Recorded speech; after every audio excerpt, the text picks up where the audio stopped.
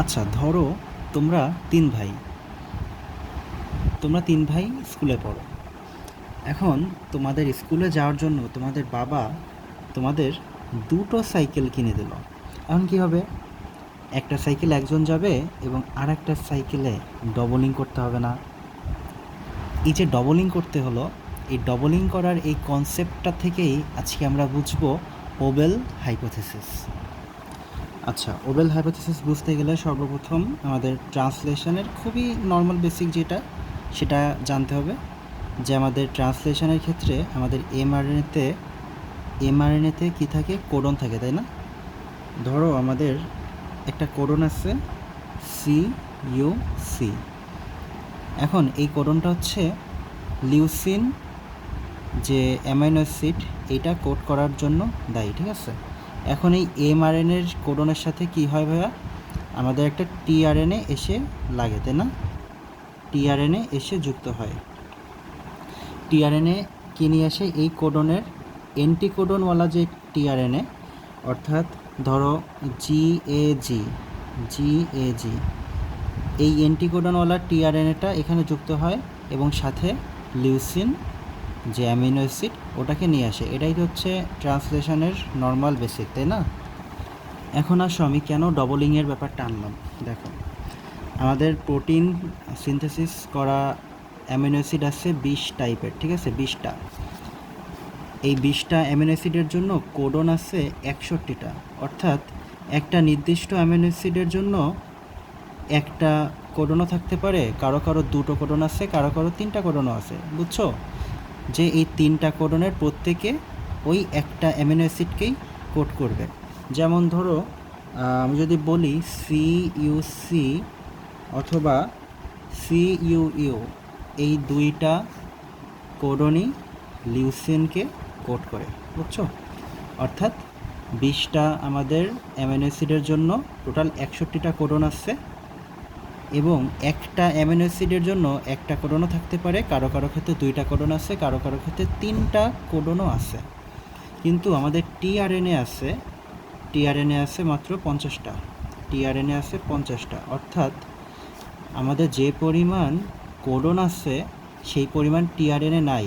অর্থাৎ প্রতিটা কোডনের জন্য একটা করে টিআরএনএ আমরা বরাদ্দ দিতে পারতেছি না। ব্যাপারটা ওই সাইকেলের মতো, যে প্রতিটা মানুষের জন্য এক একটা করে সাইকেল আমরা দিতে পারতেছি না। একটা সাইকেল কম ছিল, যার জন্য সেই একটা সাইকেলে ডবলিং করতে হয়েছিল, তাই না? ব্যাপারটা এরকমই, যে আমাদের টিআরএনএ আছে 50টা, এটাকে সাইকেল হিসেবে চিন্তা করো আর এটাকে মানুষ হিসেবে চিন্তা করো। টিআরএনএ আছে 50টা, কোডন আছে 61টা। তাহলে কি কিছু কিছু টিআরএনএকে একের অধিক কোডন শনাক্ত করতে হবে না? কিছু কিছু টিআরএনএকে একের অধিক কোডন শনাক্ত করতে হবে, ঠিক আছে? এই ব্যাপারটাই হচ্ছে কি ওবেল হাইপোথিসিস এইখানটাতেই। দেখো আমরা কি জানি? আমরা জানি যে নর্মালি পেয়ার হয় কিসের মধ্যে? ডিএনএতে অ্যাডেনিন আর থাইমিন, আর আরএনএর ক্ষেত্রে ইউরাসিল, তাই না? আর এই পাশে কি? গুয়ানিন আর সাইটোসিন। এভাবে মনে রাখতে পারো, আমি, তুমি, গরু, ছাগল। আমি আর তুমির মধ্যে পেয়ার হচ্ছে, গরু আর ছাগলের মধ্যে পেয়ার হচ্ছে। অথবা আমি আর ইউ এর মধ্যে পেয়ার হচ্ছে। তুমির ইংলিশ কিন্তু ইউ, তাই না? সো মনে রাখা ইজি। আমি তুমি বা আমি ইউ আর গরু ছাগলের মধ্যে পেয়ারিং নর্মালি হয়। এখন এই ক্ষেত্রে দেখো, এই ক্ষেত্রে এমআরএনএ ছিল CUC আর টিআরএনএতে ছিল GAG। এখন আমি বললাম যে লিউসিন যে অ্যামিনো অ্যাসিড, এই অ্যামিনো অ্যাসিডের জন্য আমি দুটো কোডন দেখাইলাম তোমাকে, একটা CUC একটা CUU।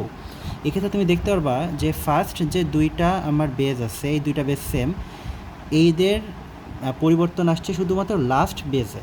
অর্থাৎ এখানে আরও একটা জিনিস তুমি শিখে রাখতে পারো, সেটা হচ্ছে আমি যে বললাম একটা অ্যামিনো অ্যাসিডের জন্য একের অধিক অর্থাৎ দুটো বা 3টা করেও কোডন থাকতে পারে। সেই কোডনগুলোতে বেজে চেঞ্জ আসবে শুধুমাত্র থার্ড বেজে, প্রথম দুইটা বেজ সেম থাকে, ঠিক আছে? অর্থাৎ এই এমআরএনএতে CUU আছে, এটা লিউসিনকে কোড করার জন্য এই CUUটা আছে। এখন আরেকটু দূরে যদি CUC আছে, আরেকটু দূরে যদি CUU থাকে, এইটাও কার কোড? এটা কিন্তু লিউসিনের কোড। এখন এই ক্ষেত্রে কি হয়? আমরা কি জানি যে গুয়ানিন সাইটোসিনের সাথে পেয়ার করে অ্যাডেনিন ইউরাসিলের সাথে পেয়ার করে, তাই না? এটা নর্মালি হয়, বাট ওবেলস হাইপোথিসিসে কি বলতেছে?